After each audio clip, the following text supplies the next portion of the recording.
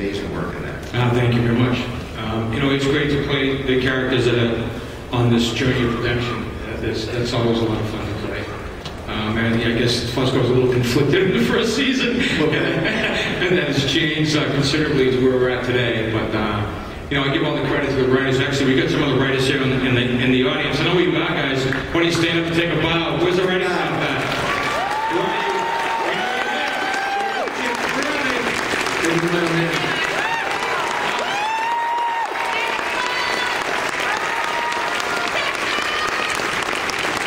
Thank you, man. Those are the make us look good week in and week out, so thanks. Sarah, hey, how are you? I'm so good. You seem to have the most fun on the show. You're shooting, you're funny, you're fun, your characters change, you were a loner, but now you're in this group of people and you genuinely like them. I mean, I think you saved everybody last season at one point. I hated everybody, is that what you said? I said you saved everybody. Oh, I saved everybody. I think you saved everybody this season, didn't you? Did I? Yeah. I feel like I killed more people than I Well, yeah, but you mentioned they were going to kill somebody else, so you maybe shot them. If I can't kill somebody, I might as well just save them.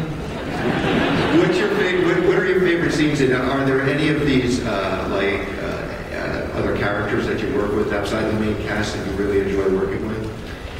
I love working with everyone. I mean, up on this table. Fusco? My favorite is Fusco. I mean, Bruce. I mean, Finch and Reese. One of my... Working with her should be more. Well, I know. I wish I could work with her some more. But I really loved... we did an episode last year where, Shaw kind of had a little showcase. It was episode 5 that David Slack, who was right over there, he wrote. And that was a pretty great episode because, you got to see Shaw kind of in her... It was almost like the movie The Professional. She was paired up with a younger girl. And that's very awkward for Shaw. And then not only that, but, we got to see a little bit inside Shaw. We got to see a little crack in her veneer. And I thought that was a very interesting thing that the writers gave me to do. But she's a loner now. She's part of the group, so I think that... She's part of the group, but I really loved playing her, as the kind of character that, yes, she's a part of the group, but at any moment she could just give the bird and walk off in her own direction, so yeah. I like that sort of lone survivor part of her. And I think the audience does too. Amy, Ruth, boy, talk about what's up with you? Good, bad, I love your character because we never know where you're coming from. We think you're bad and you're good. Can we ever trust Ruth? I mean, I feel like I've been pretty consistent in that I'm just looking out for the machine, and at this point anyway, the machine seems to be the good guy, at least compared to Samaritan, so I think everybody else has to listen to me too. I think they have to. I think we should get some questions from the audience, if we want to do that, and bring people up now and see what the audience has to say. Go ahead. Hello? Okay, perfect. First off, I just want to say I really like the show. You guys are doing a great job with it. The question I wanted to ask you guys is, I know in the beginning the show kind of had some people going, oh wow, this kind of seems too far out, too unrealistic. What kind of validation did you guys have, and this is for the panel, when all the NSA and SODA stuff started coming out? I was able to fire my therapist. It was very validating. Jordan was running around going, I told you so, I told you so. That's an odd kind of validation in real life in the world. Is every bit as screwed up as you portrayed it in speculative fiction television show. But, it encouraged us to get even further out there. I think it felt to us like a challenge. Okay, the world has caught up with us. Let's get out and see what the next 5 years are going to look like. Well, for the whole cast, I have a question. Has this show made you more paranoid just about everything? Because I know just from watching the show, I'm always looking for cameras wherever I go. Yeah. I'm not even doing anything, but I'm looking for cameras. No, unfortunately, it definitely has that effect on me. And, I say that before the show, I lived in my very happy pink bubble that consisted of frozen yogurt and babies. And now, my husband was a huge fan of the show before I got on board. And so I get a double dose of this at home, too. And now I'm just all screwy in the head.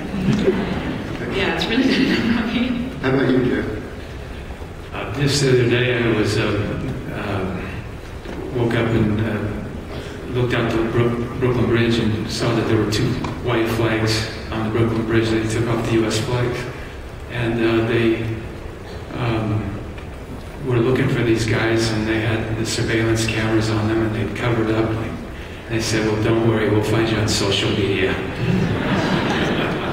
It is funny though, like when something like that happens in the news, I immediately go to, I love the FX bumpers you guys do. Moves all, and I'm thinking that, like, okay, the cameras are on, they're sorting through it, and that's really what goes on now, we find out. So thank you for tipping us off. Next question. I love this show. I've been with it since day one. Really feel that Reese's character was a little bit more passive this last season, and I'm looking forward to it being less decimated, pun intended. But my question is, will you bring Zoe back? Because I really miss her. Aww. I think Circa, we love her. We love her character. We will definitely be looking for chances to get her back into our story. Great. I miss her. Next question. Hi. So I recently got my mom into the show too, and it's now her favorite show, and she has a crush on Michael. Who doesn't? Who doesn't? Yeah. Who doesn't? So Decima has to have known that that Fusco was working with Finch and with Reese. And it seems, at least from the clip, that Fusco still has a job that he had before. And my question is, why wouldn't the new machine have targeted Fusco as someone to be eliminated? Or has it, and I don't know about it yet. And Are you saying you don't want Fusco back? I'm saying that I love the Fusco. I love Fusco, but Decima had to know that Fusco was working with the rest of the team, so why hasn't he been targeted? Who says Fusco isn't working with Samaritan? Who says Fusco isn't Samaritan? I hope that's not